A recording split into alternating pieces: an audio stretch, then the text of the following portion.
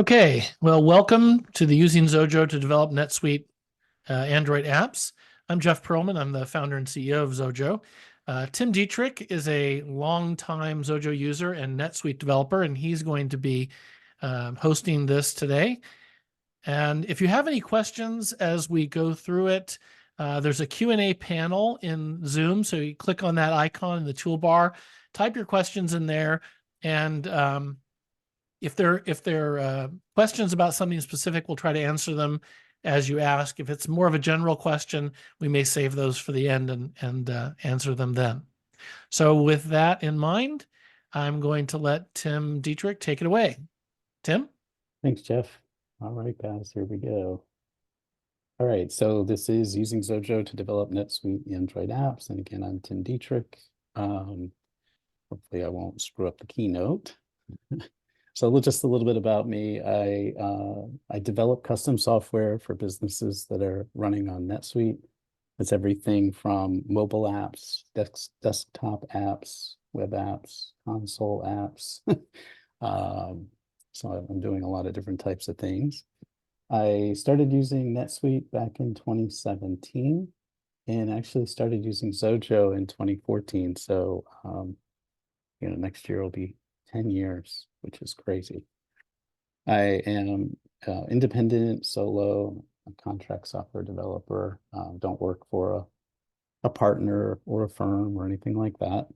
I'm based in Richmond, Virginia, and there's my URL to my website.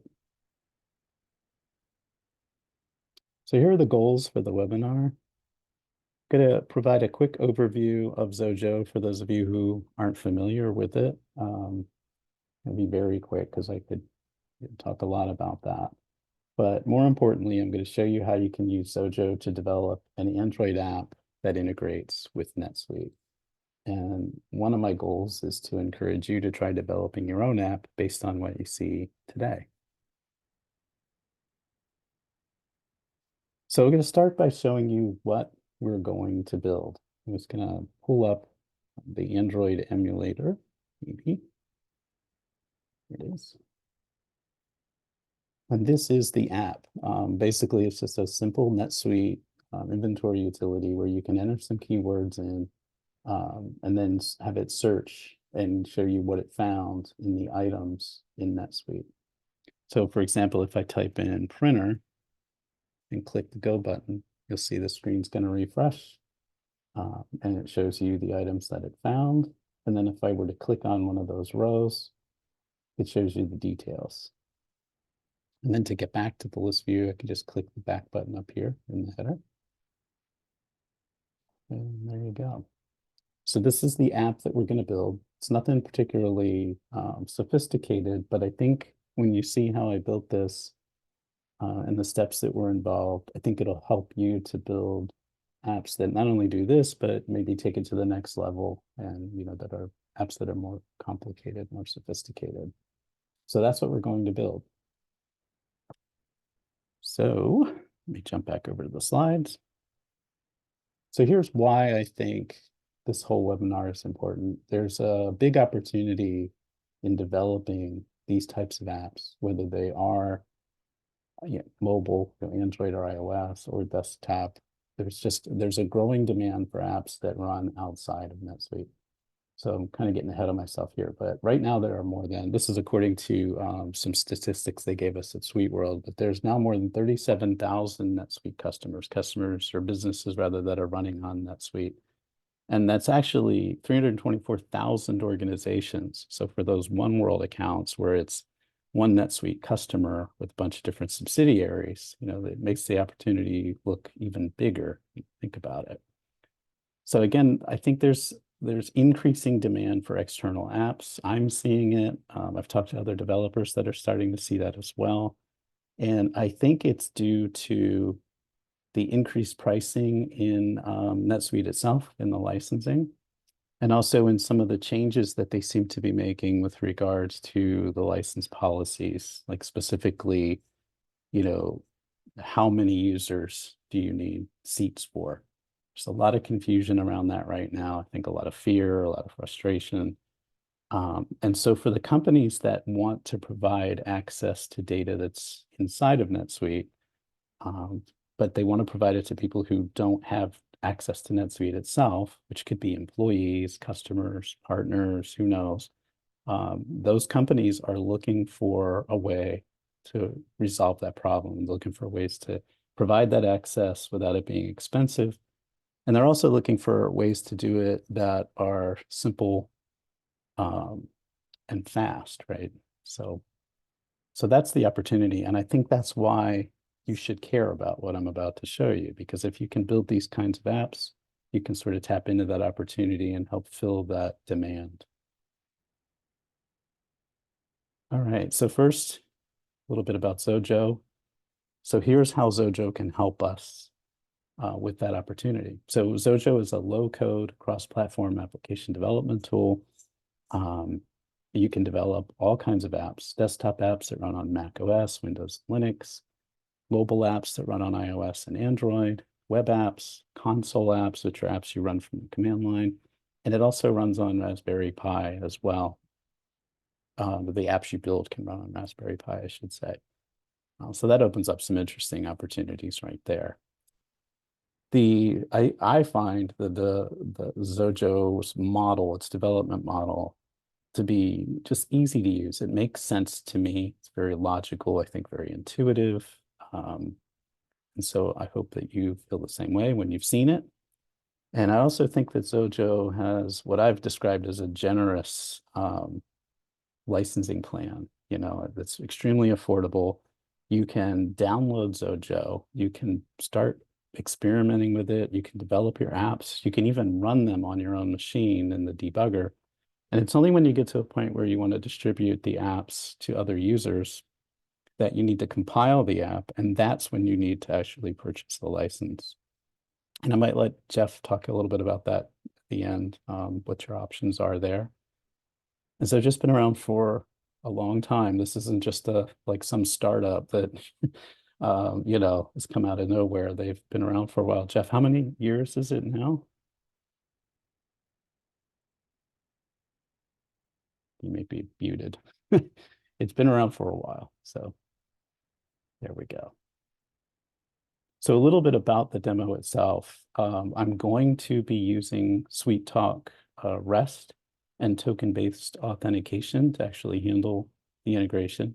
I've already got those set up in my NetSuite instance, so I'm not going to set them up here or show you how to do that, but I will provide some basic instructions and the Xojo project, sometime in the next few days. So if you've never done that and you need to learn how to do it, you've at least got a fighting chance on how to get those going.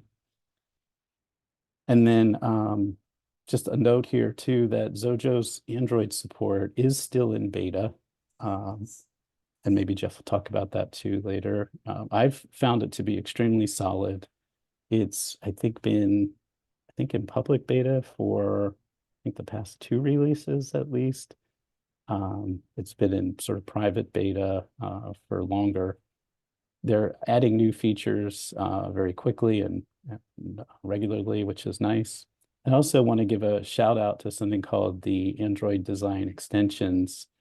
There's a blog post, and I'll make sure that you guys have access to this too, but there's a blog post on Xojo's site about what Android Design Extensions are, but just in a nutshell, they are ways that you can, for free, you can add some code to your Android app and then tap into some additional functionality that's kind of under the hood, so to speak.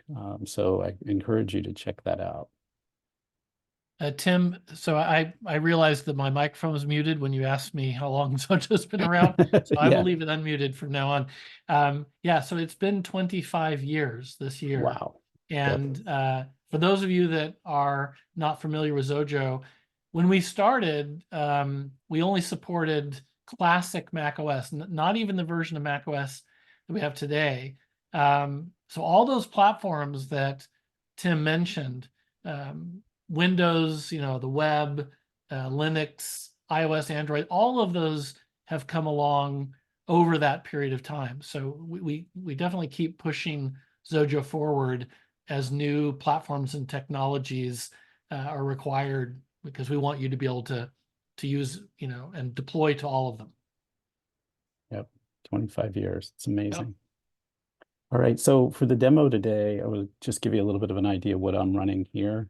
I'm running the latest version of Xojo, which when I say latest, it's 2 days old. 2023 R4. It actually was released on Tuesday. So that's the version of Xojo that you're going to see me using.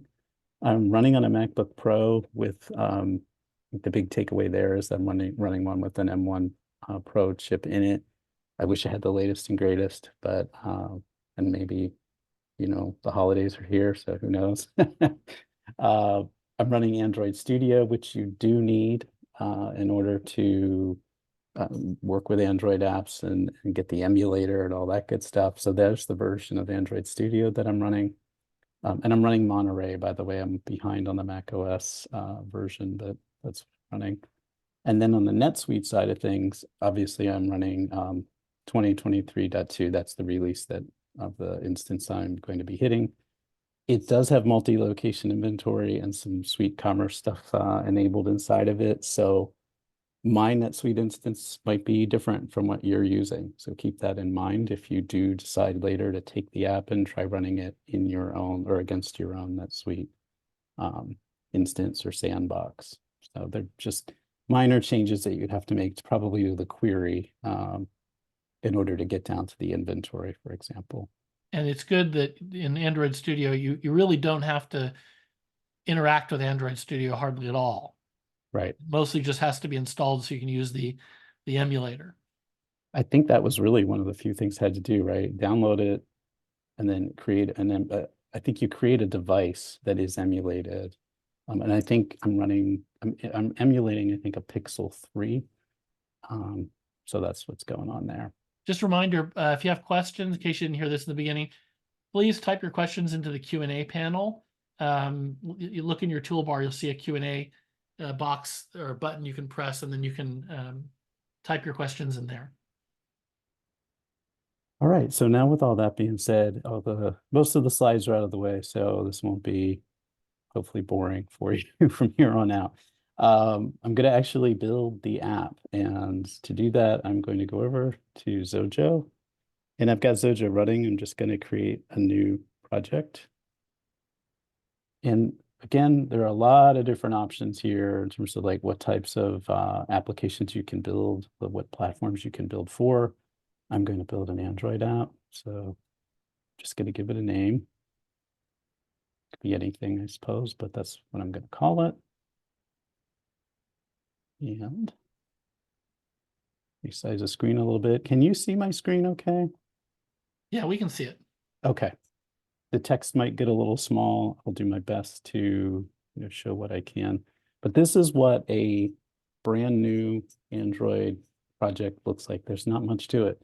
So, and this is the Xojo IDE for those of you who have never seen it before.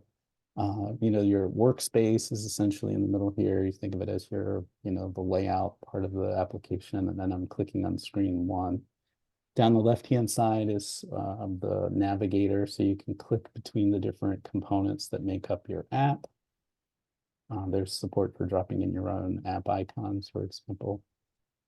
And then on the right-hand side, you have your palette of, it's either the palette where you've got access to the controls that are available to you that you can just click and drag onto the screen. Or when you have an object selected, you can actually toggle over and see what the attributes are, the properties of that control are. So in other words, what your options are. So that's the inspector and the library. So in terms of the controls that are supported, we've got a whole bunch of different types, buttons, pickers, all kinds of things here. I encourage you to explore them. One of my favorite new ones, which just came out this week, is the ability to actually put a barcode reader or an object on the screen. You don't really see anything there, but all you really need to do at that point is just write a little bit of code to get the barcode reader to open up, take your, capture the barcode, and then you can have it run whatever code you want to run when the barcode has been read. So that's, Jeff, that's just Very cool. Thank you Yeah. for that's like a Christmas present right there. Very neat. So I'm going to get rid of that. You can see as I'm dragging these onto the screen, they're being added to the navigator over here. You can see these are the controls that are on my screen. So I'm going to get rid of these two and just start again back with a blank slate. So I'm on screen one, and one of the first things I'm going to do is I'm going to rename the screen. So I'll just call this view. Actually, I'm going to call it inventory list. And then where it has the untitled there, you can give the screen, you know, a title where it'll show up in that header area. So I'm going to call this NetSuite inventory lookup. And you can see it's that change is reflected immediately on the project. And then what I'm going to do is, if you remember, this is what the app looks like. I'm going to add a text field and that button. And so I'm going to drag over text field. I'm going to resize it. To resize things, you just click on it, you know, move the little handles around where you want them. I'll drag a button out to do the actual lookup. And you can see it kind of gives you some guides there to help align things, which is nice. And again, on the text field, I'm going to open up the inspector and I'm going to have it give me a hint. So I'm going to type that down here where the hint property is. And you can see there it is showing up right away. And then I'm going to change the caption for the button to just be something like go. You know, actually, that's what it'll do. So that seems like a good name. The other thing I'm going to do is use, and this is something I think is really nice about Android, you can have it sort of resize things as necessary. So what I want to have happen, like on different people, if people are looking at this app on a device that has different dimensions or different size than what I'm emulating here, I want the go button to always kind of be flush right. So I'm locking it to the top and to the right edge. And then I'm going to have the keywords, that keywords field expand as much as it can. It's locked against the left side, but it'll slide over as much as necessary. And so I'm going to save this to my desktop. And you can see it's saving it as a binary file, but you can, you have other options. I'm not going to go into those here today, but so I'm just going to save this to my desktop. Just be careful. And then just to show you where we are with the app, if I can get up there to the toolbar for Zoom is in my way. So I'm going to click the run button and show you what happens when I run this app. We're going to run this in what Xojo refers to as debug mode. And it takes a second, especially on the first run. So it's opening up the Android emulator.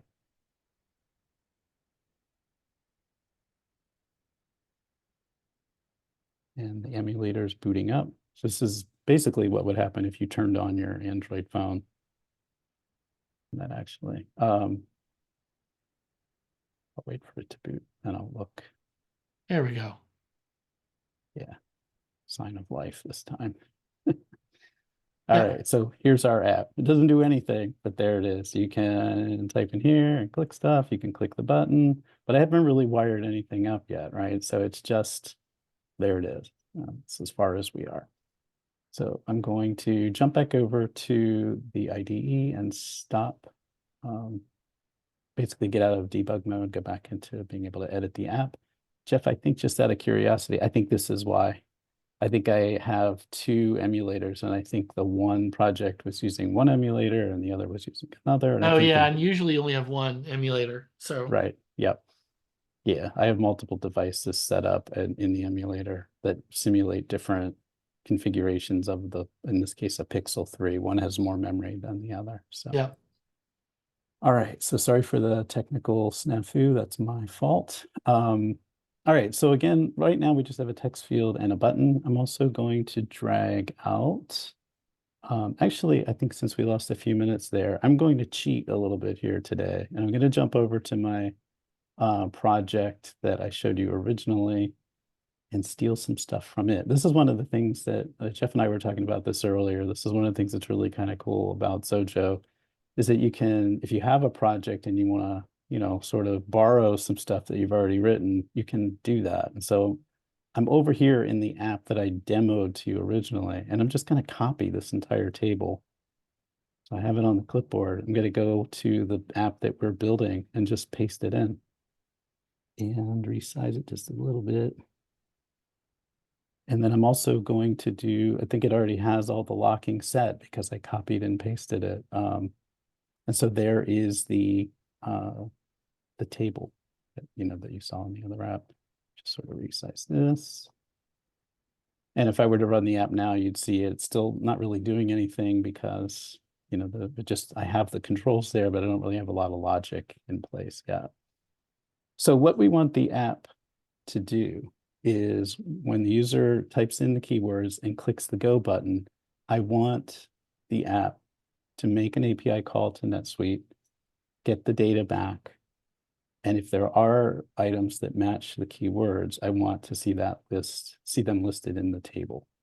So I'm going to add some code to the go button. And so I'm going to keep cheating here. I'm going to go over to my app here and grab the button. And by the way, notice in the app that I had built ahead of time, it has a different theme, a different color set than what the one we're building over here. You can easily change the theme by going to the app in the navigator and just change the theme name. I think I was using material blue. And if I go back to the display now for the screen, you'll see that it is now blue like the other one. So that's kind of neat. So again, I copied the button over and I'm going to paste this in here.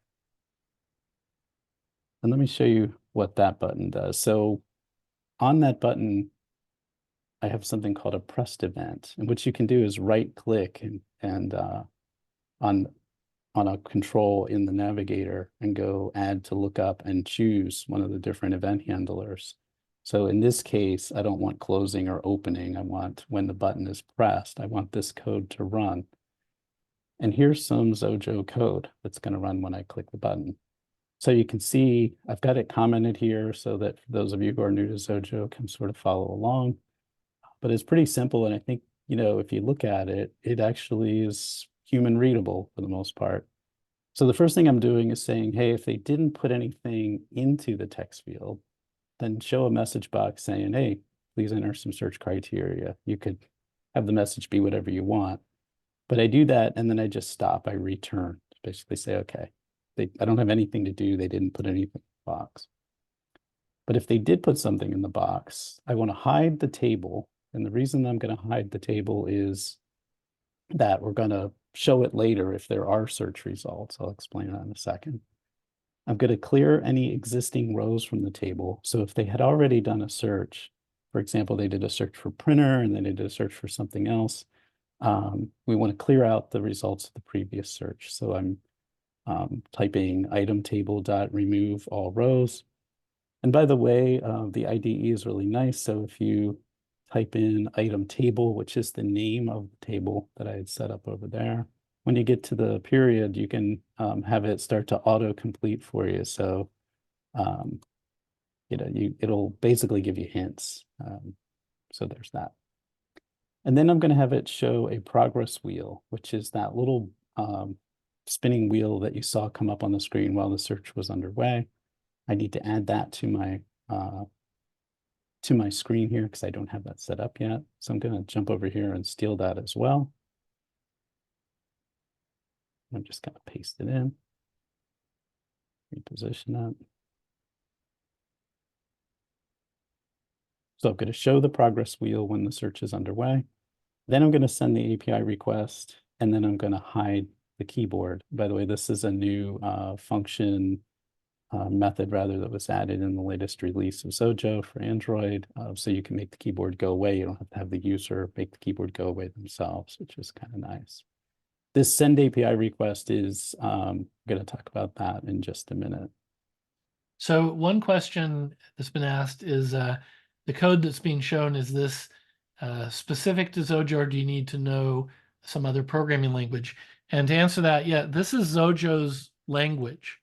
But the dot syntax where you have an object and then dot and a method like progress wheel one dot visible, that's a fairly common syntax for a lot of languages. But what you're seeing here is Xojo specific. Right. All right. So let me see what the next step is. So I added the progress wheel. And so in order to send the API request to NetSuite, I have developed a class, a custom class that you can add to your Xojo projects that basically handles all the complications around signing the request and sending it. And so I'm going to copy that class from my project that's over here. It's called NS Connection. And again, I'm in the original app. I'm going to copy that class and paste it into the new app. And Jeff and I were talking about this earlier. You can kind of think of this as a black box. You don't have to know what's going on inside of it. You're welcome to go poking around in there if you want. And maybe at some point you want to explore like how it signs the requests and all that stuff. But for now, just think of it as it's this very handy thing that you can add to your project. It's just, you tell it what you want to send to NetSuite and it does it for you. And Tim's going to make his example project available to you guys so you can just copy that class right out of it and start using it in your own Xojo projects. That's right. So the last thing I need is I'm going to jump back over to the other project. I need all my my settings for how that how the integration is going to go, like how that like the credentials, especially essentially like all the things that NS connection class needs in order to sign and send the request to NetSuite. So I'm just going to copy, like I've got these as constants in the app. So for those of you familiar with constants, these are values that really shouldn't change as the app is running. This is how I prefer to store things like settings. I know other people have different approaches, but you can see like for my account number, it's a test drive account. There's the consumer key part of it. I won't go showing everything because I'm not crazy, but I'm going to copy all these and I'm going to jump back over to the app we're building and paste those into the app itself. And Tim, you mentioned it was a test drive account. Is there a way to use NetSuite for testing purposes? Like, is there a free version of it or something? That was one of the questions that was asked earlier. I wish. So I take it that whoever asked is a Xojo developer that's trying to figure out how to get into NetSuite. Yeah, I'm not sure. Yeah, I think the hardest, like one of the most challenging things when when you are looking to sort of get started with NetSuite is getting access to it. And I'd be happy to share some tips later on like how you might go about doing that, but they're not particularly developer friendly unless you are a partner. And I could talk for hours about how frustrating that can be. But when I think about other platforms, like for example, something like ServiceNow or Salesforce, where you can sign up for a developer account and have access to your own instance of it, start, experimenting and playing and so on. It drives me nuts that we don't have something like that on the NetSuite side. So I'm very fortunate to have the test drive account that I have. I'm not going to talk too much about how I have it. But again, if you are curious about how you can maybe get access, or if you are a Xojo developer and you're trying to figure out how to get an opportunity in the NetSuite space, maybe we can talk about that maybe on another webinar, or if there's time, maybe at the end. So let's But bring for that one back now, up. if they're going to start test driving NetSuite with Xojo, if they're coming from the Xojo side, they'll need to sign up and start paying for a NetSuite account. Is that correct? Yeah, and I wish I could say that it was inexpensive, but it's not. Yeah. So, Okay. okay. Cost of business. Yeah, exactly. All right, I feel like I'm forgetting something here. Oh, so the other thing is, so I'm going to go down and or jump back over to my original project. The other thing I'm going to steal from the original project are two methods. Jeff, how would you describe what a method is while I'm copying and pasting? Well, a method is basically just a set of instructions to do something. It's like if someone, it's just what you think it is in a way. If someone said, what's your method for, um, build making a lemon meringue pie, my favorite, right? You follow a recipe, and a recipe is just a set of instructions. Well, that's all a method is. It's just a set of instructions that you want to perform a task in order. And in this case, they're written in the Xojo language. Right. So by the way, I mentioned earlier that like I've put a bunch of comments in here for people that are new to Xojo. You can see those lines start with two slashes and then, there's the comment. That's how I did that. They appear in red, so they stand out pretty well. So I copied, while Jeff was talking, I copied two methods over from the other project. One of them is used to send the API request to NetSuite when the button gets pressed. So if I go back up to that lookup button, when the pressed event happens, at some point it does call the send API request method, and this is what that is. So what it does is it gets the query that I want to send to NetSuite, and I'll show you that in a minute. As a matter of fact, let me show it to you now. So just like those settings that I had as constants at the app level, I have my query as a constant, and I'm putting it at the list view level on that screen. So let me refresh that there. This is what the query looks like that I'm sending to NetSuite. It's not as maybe scary as it looks. So for those of you who don't know SQL or don't know SuiteQL, it's really pretty simple. What I'm doing is, I'll talk about the rows in a second, but I'm getting some data from the item table in NetSuite, and I'm joining to the item price. This is, I have different price levels in the account, so it's using the item price table. It's joining to the item price table to get the base price for the item. And then in the where conditions, I'm looking at inventory items only. I'm excluding items that are, I'm only including items that are not inactive. That's a mouthful. And I'm also only bringing ones over that have a display name, because otherwise I wouldn't be able to show you anything. So, there may be some items that are set up in kind of a weird way. For those of you that maybe are a little more familiar with SuiteQL, especially Oracle's version of SQL, instead of using like, I'm using a regular expression version of like. And the reason I'm doing this is that I want to be able to have the like clause be evaluated with case insensitivity, right? I don't want it to be case sensitive. So regardless of whether the person types in the keywords in all uppercase or mixed case, whatever, I just want it to work essentially. And what I'm doing is, since we don't have full text indexes available to us through SuiteQL, I'm having it look at very specific fields. So for example, the item ID field and the display name field, those are the two that it's evaluating.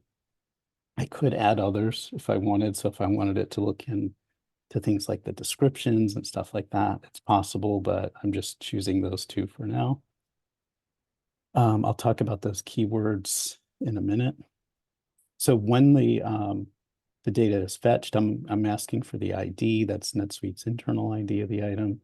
The item ID, which is the sort of customer or user-facing version of what the item is. The display name. And then I'm trying to get a sense of how many of these things are available, so I can show the quantity available to the user. I mentioned at the beginning that the NetSuite account that I'm using has multi-location inventory. So to get the inventory balance for all the different locations, I've got a sub-select in here that basically says, okay, for every item sum up the total number that are available in all of the locations. And so that's why I've got that crazy code there. And it's And important to know that, Tim, that when they're building this and maybe they're new to SQL or the version of SQL the NetSuite uses, you can start with a really simple thing and then over time, a simple statement, and then over time kind of build it up to make it more specific to what you want. yeah, in this case, this is the query that's going to be sent to NetSuite and run there. So this is, SuiteQL, essentially. And yeah, I mean, there are other ways of doing what I'm doing here, but I wanted to kind of show this to you in a way that if you aren't familiar with SuiteQL, maybe this makes a little more sense to you. If I did it in another way, I'd have another join and it would just be kind of weird. So I took the easy way out, the simple way out, and that's what that is. So that is basically when it finds the items, it's going to show, again, it's going to basically get, well, how many of these do we have available regardless of where they are. And in your account, if you don't have multi-location inventory turned on, you might be able to greatly simplify this. You probably don't need that sub-select. So there's that. And then I'm coalescing it so that if it turns out that we don't have any and NetSuite tries to return null or something like that, it's always going to return a 0 if we don't have any available. And then for the price, I've got a case statement there where if the price is null, then I'm going to put NA, not available. If we do have the price, then I'm going to put a $sign in front of it. I just chose to do this in the query instead of doing it down in Xojo because it's just easier here, I think. And then last but not least, if the item has a description, it doesn't have a description, if it's null, I'm going to put NA, applicable. If it's empty, I'm going to put NA. And then if we do have a description, that's what will end up being shown. I feel like I blew through that pretty quickly, but this isn't a webinar on SuiteQL, but I did want to show you what the query looks like. And this is where I put it. So one last thing, the keywords. I basically have just a placeholder in there. So this is where whatever the person typed into that text field, whatever they typed, this is what I want to go into the keywords. Like basically we want to replace those tokens, if you will, those placeholders with what they entered.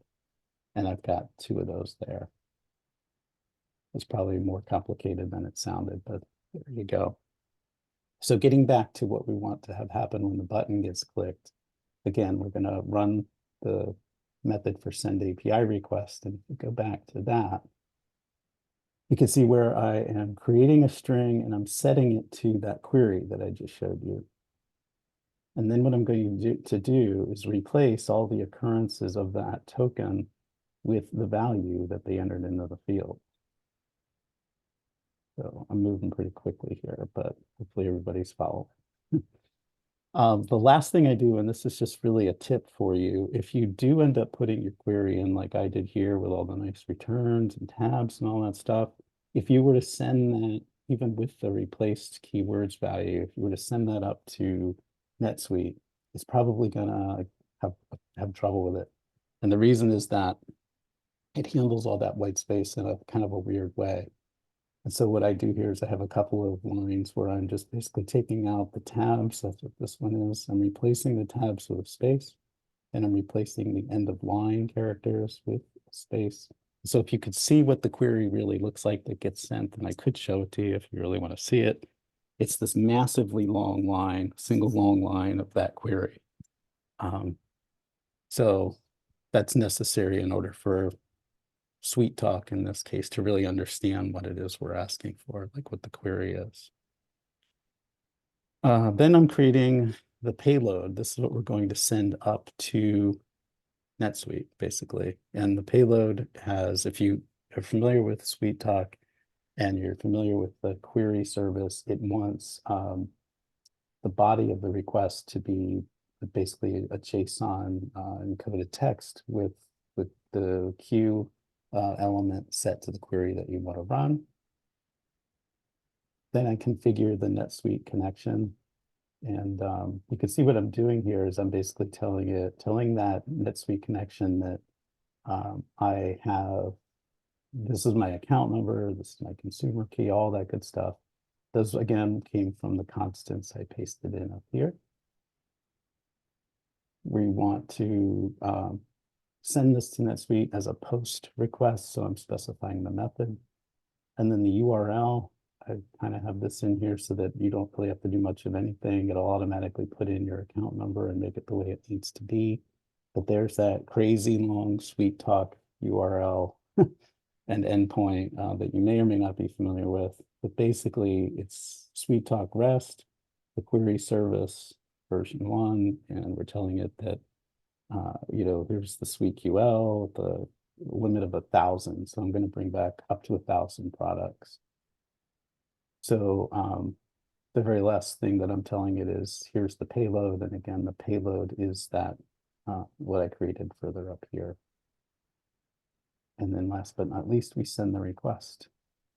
So I realized there was one other thing I forgot to copy over, and that is an instance of that connection. So let me copy this over. So what I did there was I've got the NetSuite connection, NS connection class in my project, but I need an instance of it on the screen. So I added that just by copying and pasting it, but you can see it down here in sort of the tray area of the screen. There's the instance of it that I'm creating for that screen. Basically, I feel like I'm really moving quick here. So if I'm losing people, let me know, but basically, now we have a copy of that or an instance of the NS connection class available to us. So when that send API request method runs, it actually has this connection that it can use. Well, this, again, we could talk for hours about object-oriented programming and what I'm really referring to here, but hopefully you're following with me. And Tim, a longtime user, Bill Reynolds, is asking, so this is obviously a REST API, and is the SweetTalk REST Web Services API, is that your preferred way of connecting to NetSuite? Actually, it isn't. I've got a slide at the end where I talk about if I were going to build this, here's how I would really do it. But this is the best way, I think, to kind of get you going and have you understand like how this works, like from a technical level. But no, to answer the question, I would much rather use RESTlets, which are sort of custom APIs that you can build into a NetSuite account. And I'll talk more about that later on. But yeah, I would not. You can avoid using SweetTalk. You should. I can talk at some point if you want about what the differences are and why I prefer RESTlets. But the nice thing about SweetTalk is that everybody has it. Like you just turn it on in your account. It's free. It's there. You don't need a developer to develop anything for you inside of NetSuite. So that's the advantage of SweetTalk. But it does come at a cost, and I'll probably have time in the So it end sounds to like it's talk a good, about that. sounds like it's a good place to start to get your Yeah. feet wet. Absolutely. Yeah, it is. All right, so that's the send API request. And at that point, the instance of that NS connection class is just gonna take everything that you've given it, sign the request and send it to NetSuite. And then when it gets the response back, this is again that instance that I added to the table. I've got two event handlers that are on there, one for content received, and the other is if there's an error, here's what to do. So I'll start with the error one because that's easy. So if we do get an error back, like for example, it can't reach NetSuite, can't reach SweetTalk for some reason, all I have it do is basically turn off that progress wheel and then show a message box showing whatever the error message is. So nothing particularly fancy about that. If we do get content back, then again, I also hide the wheel. And then I call another method and I pass that method what I got from NetSuite, basically the status code and what the content of the response was. And so here is the method. And this is probably where, if there's any wall of code in my app here today, this is it right here. Basically what this method does is it looks at what we got back from NetSuite we should almost always get a 200 response back because we're using SweetTalk. If we get anything other than that, it's a problem. So you can see I've got, if we didn't get a 200 back, I show a message and I show what the status code was that we got back. And it's, at that point, it's game over, right? There's nothing to do. So we show the message and just bail out.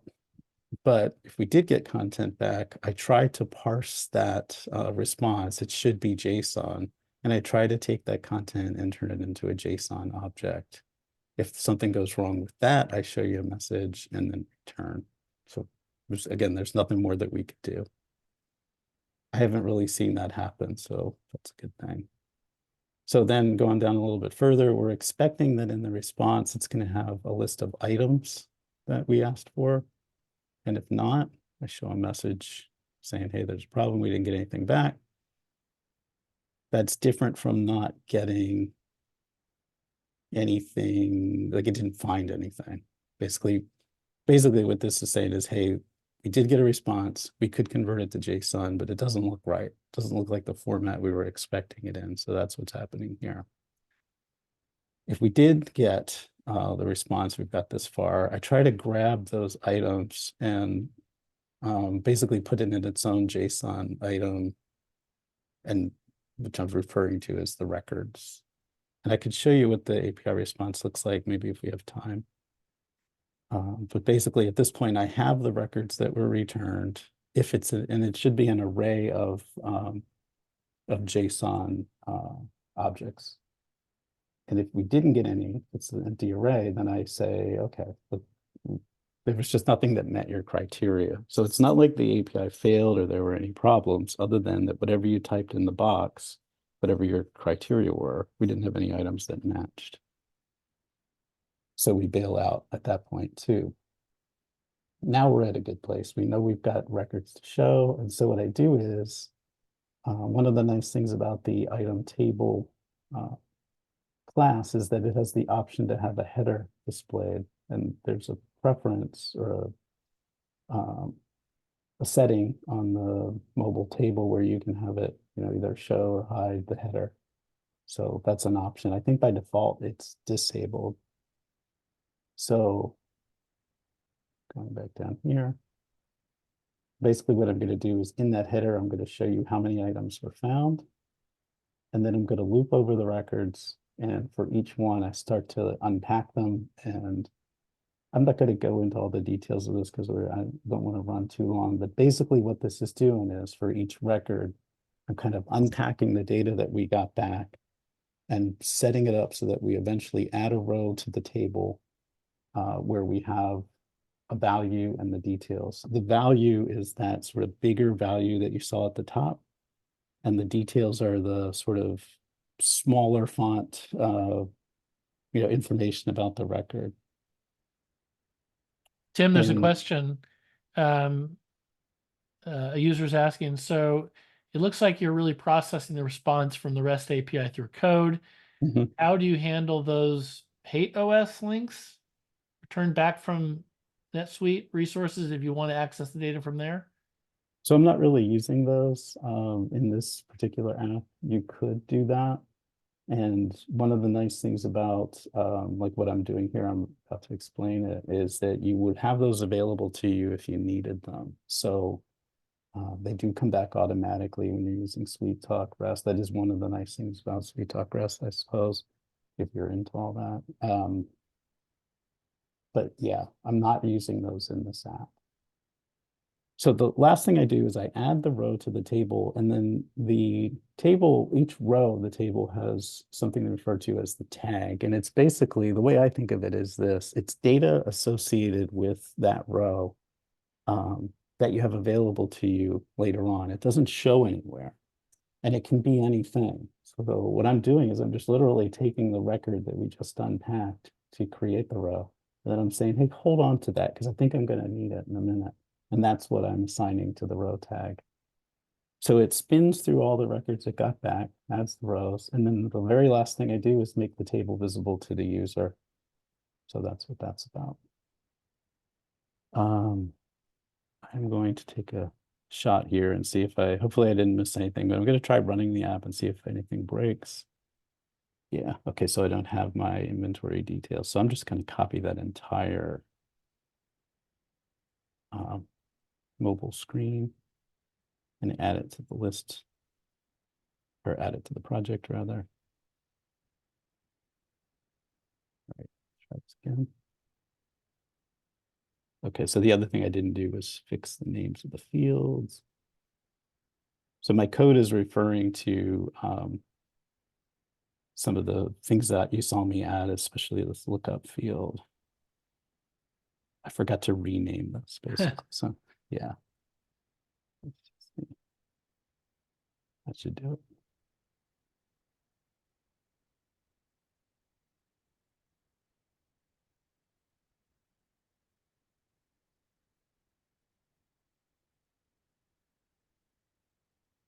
So, see the debuggers building the bridge.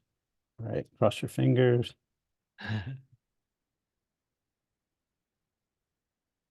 And there we go. Hooray. So if I click on a row, there's the details.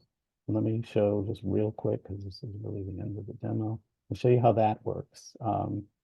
So on the table, I mentioned different event handlers, and I have one for selection changed, which means that the person clicked on a different row, essentially.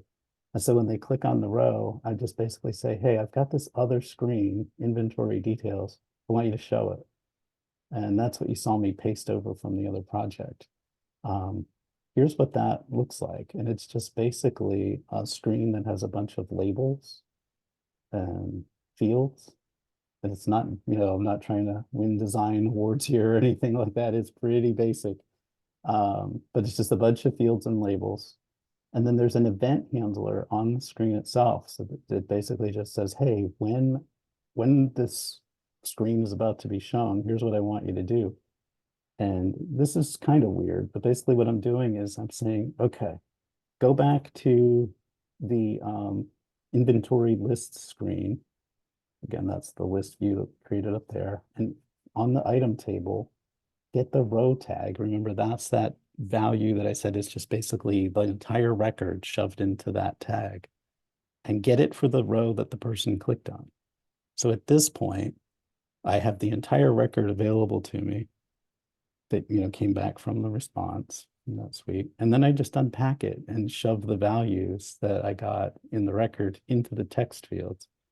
That's it. There's almost no code at all on the details screen. That is the extent of the code. So that's how that worked when you saw me click on the row. Wow. Talk about a crash course. Yeah. Did I miss anything? Right. I don't think I did, but let me just keep moving real quick through the rest of the slides, and then I'll answer questions. Hopefully there are some. We didn't lose everybody. So the big takeaways with Xojo, one development tool, many development targets. It truly is, to me, a rapid application development tool. It's low code. Some people would argue that, we're writing code. It's not no code. It's low code, but just think of all the code I didn't have to write to make that app work back there, and all the things I didn't need to know about the Android platform.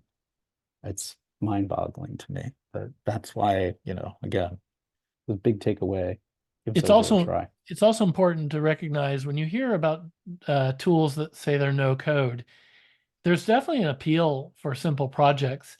But when a project gets to be beyond simple, the no code tools quickly fall apart because they just can't anticipate every possible need you might have. So low code tools like Xojo abstract you from all the details so you can focus on what makes your application unique, but they also give you the tools you need to build whatever your imagination can come up with. Yeah, and the other thing I would add to that is with Xojo, we have options for extending it. So if there's something that Xojo doesn't do, you could add it yourself potentially. And there's also plenty of really good plugins that you have available to you that do all kinds of amazing things. So Indeed. yeah, it's very cool. So the other big takeaway, I think, is that NS connection class. I'm doing all the hard work for you of signing the request and making the integration easy. It might not look like it. I feel like I kind of blew through this whole thing very quickly. But you'll have that available to you. You can see how I did it. And how, again, all the hard work I think is done for you. And then again, for the opportunities, I think that there are opportunities to develop these types of apps for NetSuite people, whether you're a developer or an admin or an analyst or something like that. You don't have to be a developer to start playing around with Xojo and building your own apps. Yeah, I would argue, a lot of our users don't have a developer or programmer on their business card. yeah, I mean, having some technical experience is great, but I think having the domain knowledge of NetSuite, like understanding why people would want to build these kinds of apps and having like a hint about like, well, where would I get the inventory information and stuff like that? That's, I think, just as important as having some technical skills. So I think there's opportunities for NetSuite developers. And if you are a Xojo developer, I've said this before, in other webinars and blog posts, there's a lot of opportunity in the NetSuite space. If you're a Xojo developer, hopefully this gives you some ideas as like, what those look like, what kinds of things people are asking for, and I can talk more about that if you'd like. And there's a whole bunch of things I didn't cover because we're running out of time, but you saw that I was only bringing back 1,000 search results. It's certainly possible not only to bring back more, but also to do pagination. Probably don't want to bring back 1,000 results. You probably want to cap it, paginate at 100, 100 or something like that, 100 records.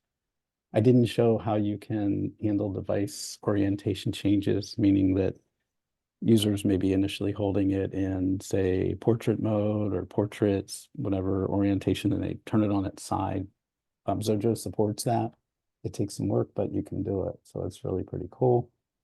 Everything I did was read only, right? I was reading data out of NetSuite, but you could certainly add support for creating, updating, and deleting records. Would be a much longer webinar if we did that. I used basic authentication. I'm sorry, token-based authentication in that app, but you can use OAuth too. And Jeff and I have kind of talked about, options there and potential webinars on that. Not necessarily just for NetSuite, but just in general for Xojo and OAuth too. There is support for camera and barcode scanning, so I didn't show any of that. The barcode scanning is brand new. It's really cool. I kind of alluded to it earlier. And then I didn't say anything about how you would deploy the app, but one of the things that I really like about Android is there's no goofiness about like having to run it through an app store. You can literally compile it, send it to somebody, or have them download the app to their phone, and it's off to the races at that point. You can certainly take Xojo built Android apps and put them in the Play Store. And I think, Jeff, we have a couple of people in the community that have done that Yes, already. oh, absolutely. Yeah, there's Yeah. already apps in the Google Play Store. Yeah. So those are the things I didn't cover. If there's interest in those topics and you want to maybe have us do something about those in the future, maybe like, I don't know if you can you raise your hand on this? I don't know, but just let us know somehow. I don't know. And finally, some things to consider. As I mentioned earlier, I would much prefer to use restlets over SweetTalk REST. I could have a whole separate webinar about that. I do a blog post about like why I prefer that. I would not recommend having the app hit NetSuite directly though. So that's something else to think about. Like maybe put some middleware between your apps and NetSuite. And again, that's a deeper topic, but I feel like you're not exposing NetSuite as much by doing that, and you have more control over some things. Again, I could go on forever about that. The other thing is that everything I showed you used all custom or native controls, and you saw, I was dragging out text fields and labels and stuff like that. I'm a big proponent of hybrid apps, especially hybrid mobile apps. So basically what you would end up doing if you have web development experience is having your UI be HTML, CSS, JavaScript, whatever, and embedding that into the app itself, into the Xojo app. And you can do some really cool things by doing that. I think, again, that's a whole separate webinar potentially, but it's just a different approach to developing, but Xojo supports it. It not only supports it on mobile, but on desktop as well. So some cool things that you can do there. one user is asking about middleware. He's saying, when you say middleware, do you mean something akin to a data warehouse? I think what you mean by middleware is an application that sits in between the client app and NetSuite. Exactly. Yeah, it'd be basically a web API, if you want to think of it that way, where instead of the request going straight to NetSuite, you send it to the web API first, and then it in turn relays it to NetSuite. And you could Uh, write that app in Xojo. yeah, and I Yeah. do actually. So yeah, it's pretty cool. So, you know, it does require another app, but what you end up doing that way is just again not exposing NetSuite. Not that I think there's any real security problems there, but um, you know, it's just if somebody does somehow start abusing your app and it's causing grief in your NetSuite account, you know, one quick way to shut that down is, you know, you do something like rate limiting or IP filtering or whatever in the middleware layer, which we don't have a way to do that with SweetTalk or with Restlets, you know, so. So the suggested next steps, if I were you guys, I would, if you don't already have Xojo, download it and give it a try. It is, you know, there's no cost in trying it other than your time. And I'll try to make the Xojo project available in the next day or two. I'll announce it on, I guess, on LinkedIn, and then Jeff, I'll make sure we've got a way to kind of get it out to people too. So Yeah, we could probably also add the link to, we'll be putting this video up on YouTube, so we could probably put the link in the comments on YouTube as well. So yep. be looking for it. So questions. So Bill asked, would you be interested in another session sometime where you can tell us about REST versus Restless and share your horror stories? Well, I think the funny thing is that, I mean, again, yeah, I'd be happy to do that. I am not a big fan of REST. That's probably like, I don't know. It's probably a pretty controversial statement to make, but I'm just not. Um, I prefer, you know, remote procedure calls, RPC based web APIs, and I could talk forever about why, but I love JSON, and so there's that aspect of REST that you kind of get that with REST, and so yeah, I don't know. I don't know if I'm making any sense or not, but yeah, that's definitely my preferred way of doing it. So there's another question from Roy. He asks, do you find any issues with the apps you've developed with Xojo and the NetSuite biannual release updates? No, I haven't. I think things have gotten a lot more stable on the NetSuite side, you know, especially with regards to SweetQL. I know some people have had, you know, issues with tables that were there and aren't, or you know, whatever, but I haven't really run into any problems. I feel like not only has SweetQL gotten more stable, but SweetTalk has as well. On the Xojo side, you know, Jeff, you know, it's been quite a year for you guys. You guys have come a long way this year, and Xojo has never been better. I think there, you know, everyone in the community that's you know, experienced with Xojo would agree with that statement.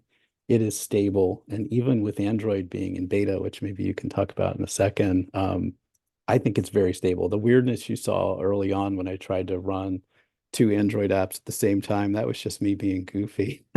So like that kind of thing, I don't really see it like run into weirdness there. So yeah, I think that what you have here with Xojo is you know, an ideal way to build applications, again, external applications that integrate with NetSuite seamlessly. And you know, it just makes sense. There are certainly other low code tools out there. Um, you know, a lot of, but my issue with those other low code tools is that there's always a catch. And with Xojo, there doesn't seem to be one. You know, it's like the licensing's pretty straightforward. Maybe Jeff, you can talk about that, but it's not like, you know, okay, I built this app, it's awesome, now I'm ready to deploy it. And then you realize that, well, you have to run it on somebody's cloud, or it's going to cost you $50 per user or per month or something like that. It's just so simple and fair. I would argue actually that Jeff, you should be charging more, but you know, I'll I've take said that that to into you before. consideration. Yeah, great. Everybody will be after me with pitchforks and but seriously, I mean the value is there, the opportunity is there. If you're curious about being able to build these kinds of apps, even if you're curious about building other types of apps, they don't have to integrate with NetSuite. I could tell you some of the really cool stuff I've been able to do that, I am a, professional developer. That was my degree, computer science, but Jeff, just like like you look back at all these years and you think about like we didn't like this wasn't even around, when we were in college or coming out. Like, Right. so, you make it easy for us. And so there you go. So to answer some questions there, yeah, so Android is considered beta. Whenever we put out a new platform like this, we did the same thing with iOS. We consider it beta at first because we want to set expectations that you may run into a couple of rough edges. And once we feel like we're not getting those reports anymore, then we remove the beta label. We're anticipating that being this coming summer. There's the bug reports that we get seem to mostly be edge cases at this point. So there's that.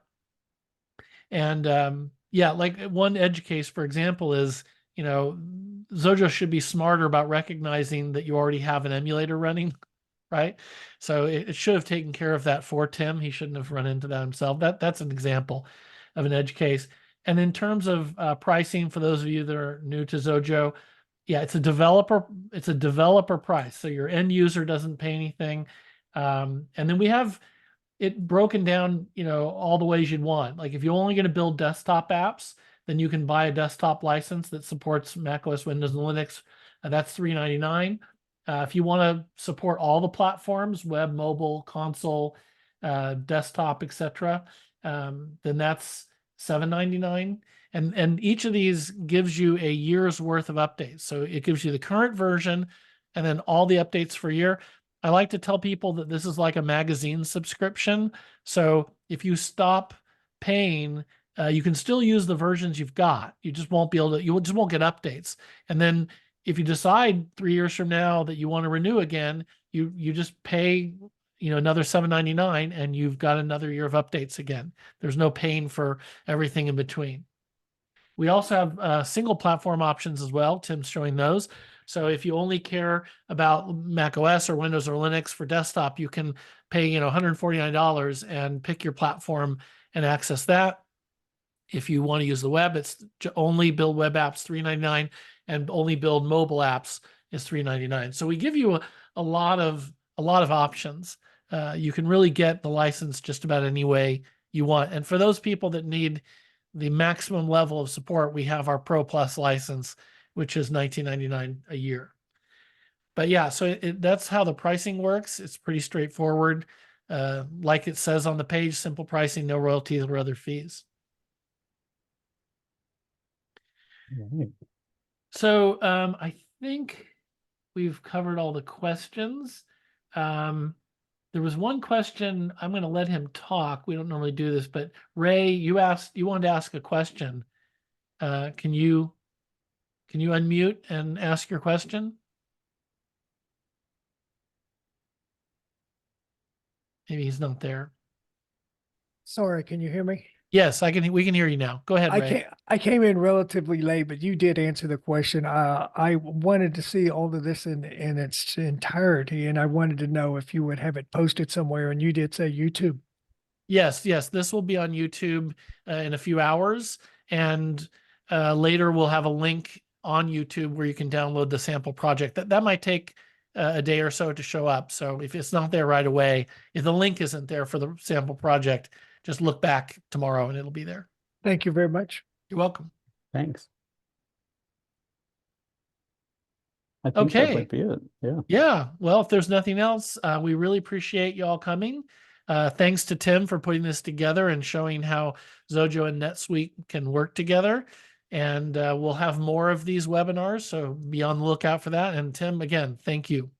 Yeah, thanks for the opportunity, and thanks everybody for joining. Happy holidays, and see you in 2024, hopefully. Yep. Bye-bye for now. Thanks. Bye.